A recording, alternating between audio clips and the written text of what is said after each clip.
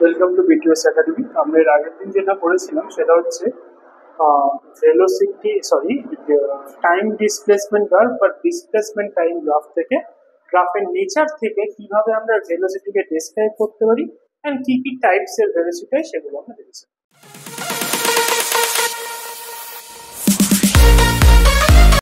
আজকে আমরা যেটা করবো সেটা হলো ফার্স্ট যেটা করবো যে velocity time or time velocity. ঠিক আছে, ভেলোসিটি টাইম আর টাইম ভেলোসিটি গ্রাফটা কি? সেটা হচ্ছে আমরা যদি এক্স অ্যাক্সিস বরাবর আমরা যদি টাইমের ভ্যালুগুলোকে প্লট করি এন্ড ওয়াই অ্যাক্সিস বরাবর আমরা যদি ভেলোসিটির ভ্যালুগুলোকে প্লট করি, প্লট করলে আমরা যে গ্রাফটা পাবো this graph should known as the time velocity বা ভেলোসিটি টাইম গ্রাফ। ঠিক আছে, এবারে এই গ্রাফ থেকে আমরা কি কি পাই? নাম্বার ওয়ান হচ্ছে এই গ্রাফের এরিয়া থেকে we get displacement। কিভাবে পাবো? ধরে নাও একটা ভেলোসিটি টাইম গ্রাফ এরকম আছে, এটা হলো ভেলোসিটি, এটা হলো টাইম, তাহলে let the graph look like that। ওকে, আমরা যে কোনো দুটো এই গ্রাফের মধ্যে যে কোনো দুটো পয়েন্ট নিয়ে নিলাম, একটা হলো t1 v1 আর একটা হলো t2। ওকে, তাহলে আমরা এই যে দুটো টাইমের মধ্যে এই যে গ্রাফের নিচের যে এরিয়াটা রয়েছে সেই এরিয়াটার ভ্যালু হয় ক্যালকুলেট করব। তাহলে এই এরিয়ার ভ্যালু কি হবে? this height is v2, this is v1। তাহলে আমাদের এরিয়াটা হবে area is equal to, this is the trapezium, ট্রাপিজিয়ামের এরিয়ার কি ফর্মুলা হয়? Half into sum of parallel side, that is v1 plus v2 into তাদের মধ্যে ডিসটেন্স, এটা t2 এটা t1, তাহলে তাদের মধ্যে ডিসটেন্স কত হবে? Delta t। ওকে, তাহলে আমরা এখান থেকে কি পেলাম? এখান থেকে আমরা পেলাম v1 plus v2 by 2 into delta 2। v1 plus v2 by 2 মানে কি? Average velocity into time. তাহলে এভারেজ ভেলোসিটি ইনটু টাইম আমাদের কি দেয়? ডিসপ্লেসমেন্ট। ওকে, তাহলে from the area of the velocity time curve what we get the displacement। Okay, next হচ্ছে velocity time graph থেকে আমরা অ্যাক্সিলারেশন কিভাবে পাবো?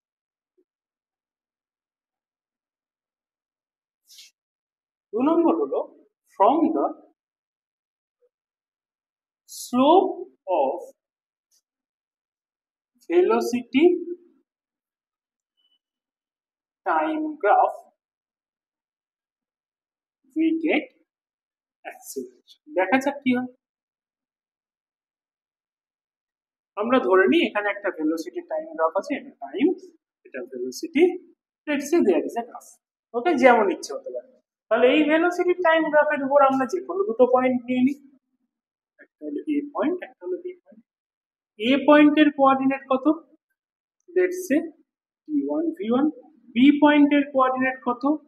t2 v2। তাহলে আমরা স্লোপ মানে কি জানি? কোন একটা ইকুয়েশনের স্লোপ মানে হয় y2 minus y1 divided by x2 minus x1।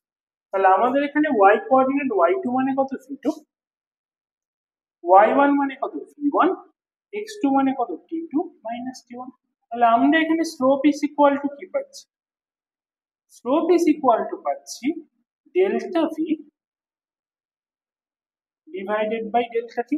Okay, this delta v by delta t মানে কি? Change of velocity by time. The change of velocity by time এটাকে আমরা কি বলি? অ্যাক্সিলারেশন। ওকে, তাহলে আমরা ভেলোসিটি টাইম গ্রাফের স্লোপ থেকে কি পেলাম? আমরা এখান থেকে পেলাম হলো acceleration. Okay, now we discuss about the nature of motion from the velocity time graph. Velocity time গ্রাফের নেচার থেকে আমরা কিভাবে মোশনকে ডিসক্রাইব করতে পারি।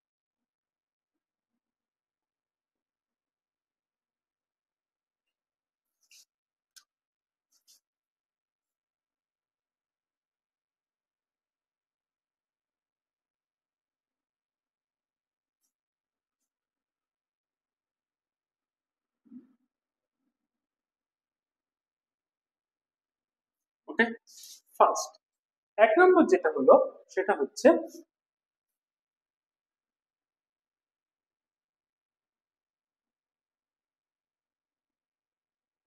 আমাদের যদি the graph is parallel to t axis হয়, this is graph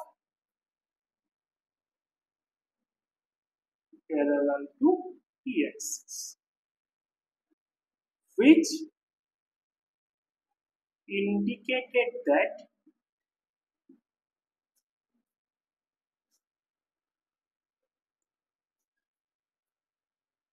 the velocity is constant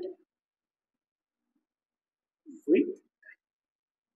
Okay, number 2, আমরা যদি এরকম কোন একটা ভেলোসিটি টাইম গ্রাফ পাই যার স্লোপটা যদি this theta less than 90 degree হয়, তাহলে থিটার ভ্যালু যদি লেস দ্যান 90 ডিগ্রি হয় which indicate the slope is positive. Okay, এই স্লোপ পজিটিভ মানে কি আমাদের অ্যাক্সিলারেশন হচ্ছে। ওকে, নাম্বার 3, যদি আমাদের ভেলোসিটি টাইম গ্রাফটা এরকম দেখতে হয় এরকম, this is theta which theta is greater than 90. Theta greater than যখন 90 ডিগ্রি হবে যেটা ইমপ্লাই করবে আমাদের slope is negative. Slope negative এর মানে কি? স্লোপ নেগেটিভ মানে হলো this is a retardation. Slope negative মানে কি আমাদের অ্যাক্সিলারেশনের ভ্যালু নেগেটিভ, অ্যাক্সিলারেশন নেগেটিভ মানে কি দিস ইজ আ রিটার্ডেশন। এবার যদি কোনো ভেলোসিটি টাইম গ্রাফটা দেখতে হয় অনেকটা এরকম যে number 4, this is velocity, this is time, these graph look like that, that's mean the slope is changing. তাহলে এখানে কি হচ্ছে স্লোপ চেঞ্জ উইথ টাইম, যেটা আমাদেরকে যেটা থেকে আমরা পাই the acceleration is not constant. Okay, now last is আমরা আরেকটা গ্রাফ পেতে পারি ভেলোসিটি টাইম গ্রাফের নেচার হতে পারে যে এরকম, এদিকে ভেলোসিটি এদিকে time, this graph look like that. কারণ এখানে কি the slope is continuously changing when we get a curve line imply করে যে আমাদের এই স্লোপটা কি হচ্ছে কন্টিনিউয়াস চেঞ্জ হচ্ছে, this imply that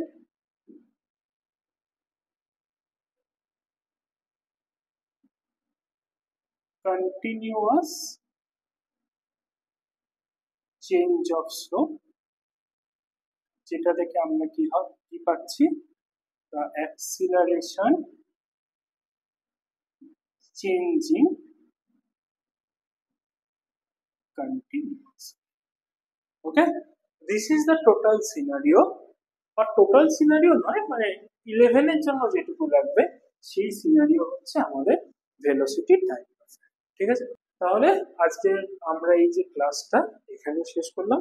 নেক্সট দিন আমরা এই ভেলোসিটি টাইমের যে ইউনিফর্ম মোশনের ইকুয়েশন হয় সেইগুলো নিয়ে আমরা ডিসকাস করব, সেখান থেকে আমরা বিভিন্ন ক্যালকুলেশন করব, সলভ করব, এবং তার সাথেও নেক্সট ক্লাসে আমরা কি করব, আমরা চেষ্টা করব ক্যালকুলাস শুরু করার। ক্যালকুলাস কি? ক্যালকুলাস আমাদের ক্লাস 12 এ তোমরা ম্যাথমেটিক্সে পেয়ে যাবে, কিন্তু এই ক্যালকুলাসটা too much necessary for the physics in class 11, মানে 11 এর ফার্স্ট চ্যাপ্টারই আমি ধরো তোমাদের পড়াচ্ছি, সেইখানেও যখন আমরা ম্যাথস করতে যাবে বা সাম করতে যাবে তখন তোমরা দেখবে ক্যালকুলাসের প্রয়োজন হচ্ছে। তাহলে আমরা এবার ধীরে ধীরে ক্যালকুলাসের দিকেও যাবো। তাহলে নেক্সট ক্লাসে দেখা হচ্ছে, আজকের জন্য বাই।